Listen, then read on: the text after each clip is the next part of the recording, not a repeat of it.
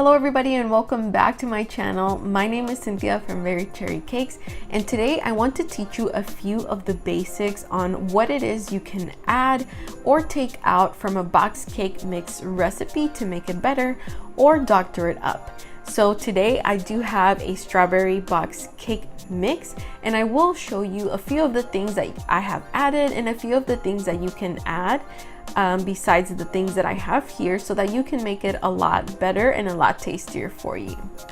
I also want to thank DOWAN for sending me these white porcelain nesting bowls.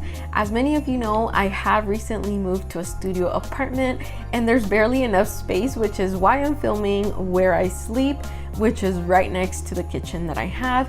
These bowls are perfect to save space, and they also match the aesthetic of the other plates, cups, and serving plates that I do have. So thank you, DOWAN, for sending me these mixing bowls. And now let's get right into the video. Here are some of the things that I do add extra to my cake box mix. Usually cake box mixes require only 3 eggs, but I do like to add a 4th egg to help my cake box mix get a little bit fluffier. I also add an additional 1 cup of flour to make my cake box mix a little bit more dense, and the extra egg will also help to incorporate this a little bit better.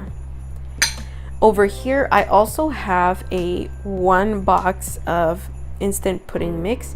Instead of pudding mix, you can also add sour cream, and what both of these ingredients do is they actually add moisture to your box cake mix. For this instance, I'm only going to be using instant pudding mix.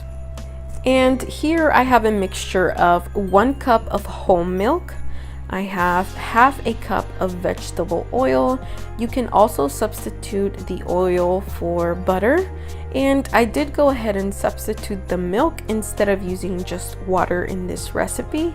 And the brown that you see there is 1 teaspoon of vanilla for added flavor.